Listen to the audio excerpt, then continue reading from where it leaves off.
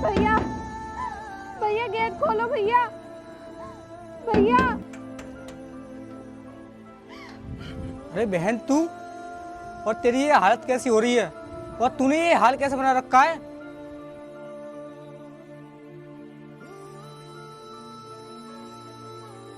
बहन तू अंदर चल और मुझे बता बैठकर क्या बात है। बहन तू यहाँ पर बैठ और ये बता तेरे हाथों पर और तेरे चेहरे पर ये निशान कैसे हैं?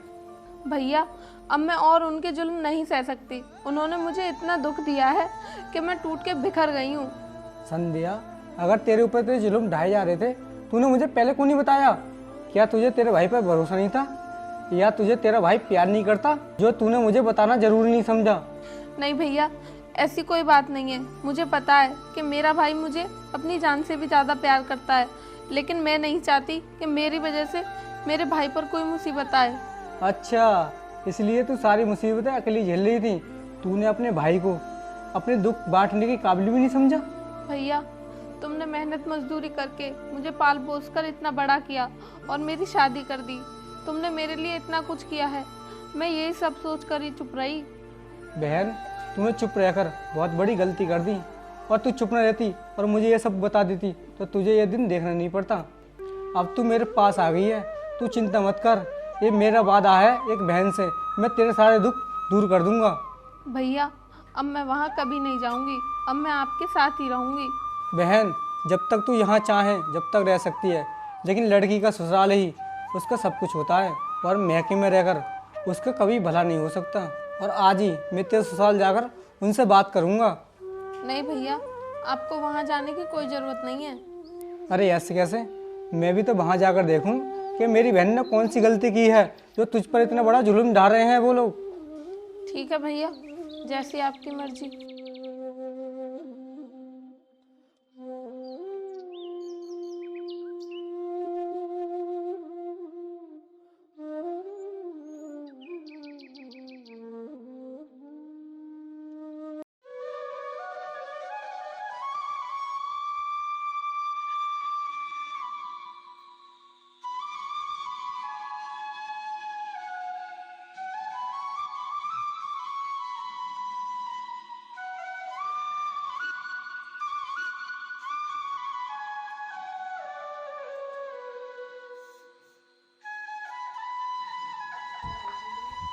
नमस्ते, और घर पर सब ठीक है? हाँ जी, घर पर तो सब ठीक हैं। और बताइए कैसे आना हुआ? कैसा आना हुआ? मुझे तुमसे ये उम्मीद नहीं थी, और मैंने कभी सपने में नहीं सोचा था कि तुम इतने बदल जाओगे और मेरी बहन के साथ ऐसा अत्याचार करोगे। क्या तुम मुझे बता सकते हो मेरी बहन के साथ जानवर जैसा सलूक क्यों करते हो? आखिर मेरी मासूम बहन ने कौन सी इतनी बड़ी गलती कर दी जो तुम उस पर इतना बड़ा अत्याचार करते हो? अच्छा जी, हर भाई को अपनी बहन मासूमी लगती है, चाहे वो कैसी भी हो। और रही बात अत्याचारों की, तो ऐसे छोटे मोटे झगड़े तो घर में होते ही रहते हैं, लेकिन ऐसे झगड़ों में घर छोड़कर कोई नहीं जाता। जैसे तुम्हारी बहन गई है, क्या तुमने यही संस्कार दिए अपनी बहन को? अमित, तुम संस्कार की बात नहीं करो तो तुम्हारे लिए अच्छा है।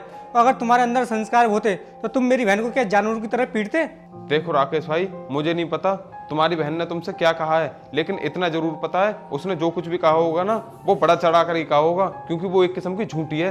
मेरी बहन ने मुझसे कभी झूठ नहीं बोला, तो अब कैसे बोल सकती है? झूठी मेरी बहन नहीं, झूठे तुम हो और तुम्हारे माँ बाप। देखो भाई, तुम अपनी लिमिट क्रॉस कर रहे हो। मेरे माँ बाप को झूठा बोलकर तुम बहुत बड़ी गलती कर रहे हो। तुम कैसे साबित कर सकते हो कि मेरे माँ बाप झूठे हैं?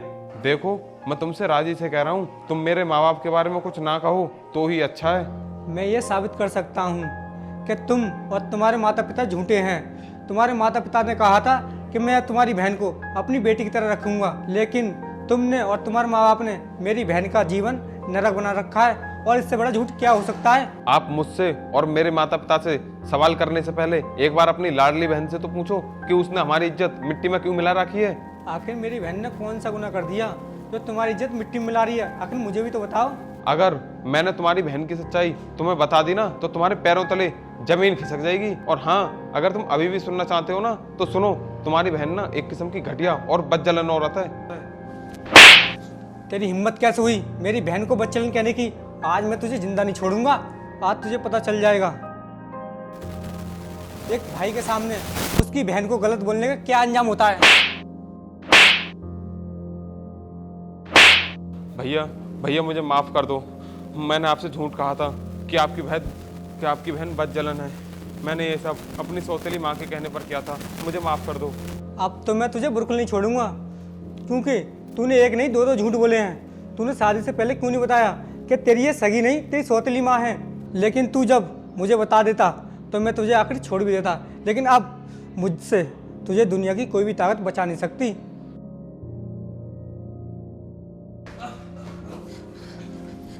भैया छोड़ दो इन्हें। भैया भैया छोड़ दो। भैया छोड़ दो। नहीं बहन, आज मैं तेरे सारे बदले इससे लेकर रहूंगा। नहीं भैया, आपको मेरी कसम, छोड़ दीजिए इन्हें। संध्या, तूने मुझे कसम क्यों दी और तूने क्यों अपना बदला लेने से मुझे रोक लिया? भैया अगर आप मुझसे बहुत प्यार करते हो और मुझे खुश देखना चाहते हो तो इन्हें माफ़ कर दीजिए, क्योंकि ये कैसे भी सही आखिर हैं तो मेरे पति ही।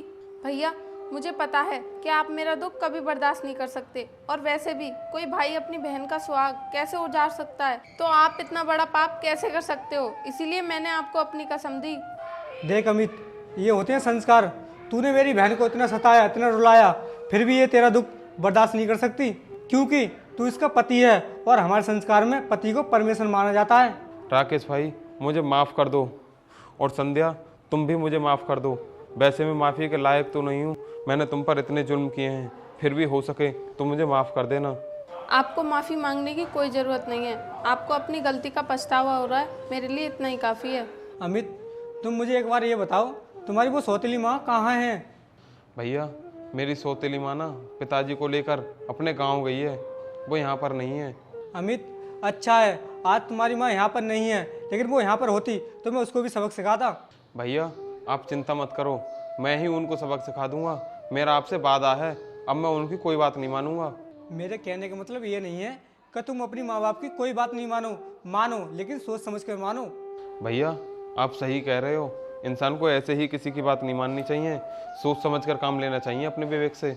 ठीक है अमित, मैं तुम्हें जो समझाना चाहता था अब तुम समझ चुके हो। अब तुम दोनों प्यार से रहो, अब मैं चलता हूँ। संध्या, भैया हमारे घर पर इतने दिनों में आए हैं, क्या तुम इन्हें ऐसे ही जाने दोगी? इन्हें तुम चाय नाश्ता नहीं कराओगी? भैया आप कभी कभी तो आते हो और ऐसे ही चले जाते हो, कम से कम आज तो अपनी बहन के हाथ का बना हुआ खाना खाकर जाइए। संध्या, मुझे तो पता ही है मैं तेरे घर का पानी नहीं पी सकता तो फिर खाना कैसे खा सकता हूँ? आखिर तू मेरी छोटी बहन है और तेरे घर का पानी भी पीना मेरे लिए पाप है। अब तू मुझे मजबूर मत कर, मुझे जाने दे। जैसी आपकी मर्जी भैया। ठीक है, अब तुम दोनों प्यार से रहना और अपना ख्याल रखना, मैं चलता हूँ।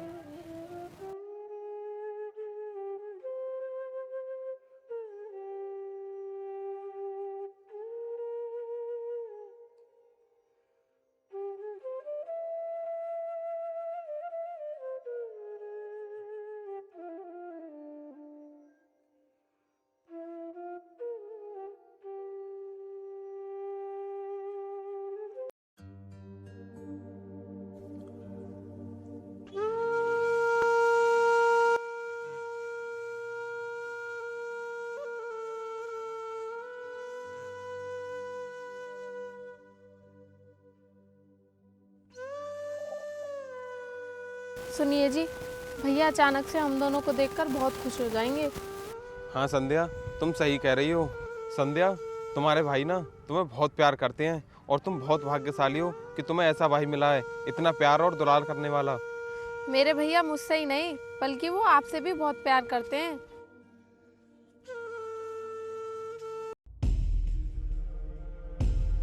ए, तेरे पास जो कुछ भी है निकाल के इधर दे, वरना इसको जान से मार देंगे। नहीं नहीं, आप इन्हें कुछ मत कीजिए, मैं आपको सारे जेवर मैं अभी देती हूँ। संध्या, इनकी धमकी से डरने की कोई जरूरत नहीं है, और अपने गहने निकालने की भी कोई जरूरत नहीं है। तुम यहाँ से भाग जाओ, ये लोग मेरा कुछ नहीं करेंगे। ये हमें हल्के में ले रहा है, ये जानता नहीं है जो हम कहते हैं वो कर भी देते हैं। अगर तुझे लगता है कि हम तेरा कुछ नहीं करेंगे तो भगा दे अपनी पत्नी को, तो फिर देख हम तुझे कैसे मौत की घाट उतारते हैं। देखिए, आप गहनों के साथ साथ पैसे भी ले लीजिए, लेकिन इनको कुछ मत कीजिए। संध्या, ये तुम कैसी बातें कर रही हो? तुम भाग जाओ यहाँ से, ये मुझे कुछ नहीं करेंगे। नहीं नहीं, मेरे लिए गहने और ये जेवर जरूरी नहीं है। इस समय आप ज्यादा जरूरी हो, इसलिए मैं आपकी बात नहीं मानूंगी।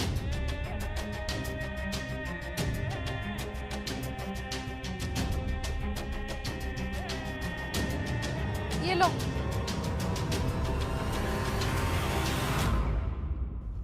यार रवि, ऐसे तो ये गहने बहुत देर में निकालेगी, इससे अच्छा तो हम ही निकाल लेते हैं। वैसे ये आइटम भी मस्त है। हाँ यार, तू कह तो सही रहा है। चल एक काम करते हैं, मैं इसको इधर ले जाता हूँ, तू जल्दी काम निपटा के आ। इसे उधर ले जाने की क्या जरूरत है? वैसे ये हमारा कर भी क्या सकता है। कमीनो, उसे हाथ मत लगाना, वरना तुम्हारा अंजाम बहुत बुरा होगा। अबे साले, तू खुद को तो बचा नहीं सकता और इसे बचाने की बात कर रहा है। संजू, तू अपना काम कर, देखते हैं ये क्या कर सकता है। चल बे, आ। वाह, तेरा हाथ तो बड़ा मुलायम है। इसका मतलब तेरा शरीर तो मखमल की तरह होगा। छोड़ो मुझे, बचाओ बचाओ कोई। चिल्लाने से कोई फायदा नहीं है, यहाँ तुझे कोई बचाने नहीं आएगा। अगर अपनी और अपने पति की जिंदगी चाहती है तो चल यहाँ। छोड़ मेरा हाथ, छोड़ो। भैया, ये गुंडे मुझे बहुत देर से परेशान कर रहे हैं। अच्छा, इनकी इतनी हिम्मत, इन्होंने मेरी बहन को परेशान किया। इन्हें तो मैं छोड़ूंगा नहीं। हाँ भैया, ये लोग हमें जान से मारने की धमकी दे रहे हैं और इन्होंने मेरी इज्जत के साथ खिलवाड़ करने की भी कोशिश की। मेरे होते हुए मेरी बहन की इज्जत के साथ कोई खिलवाड़ नहीं कर सकता। तुम रुको यहीं, मैं बताता हूँ इन्हें।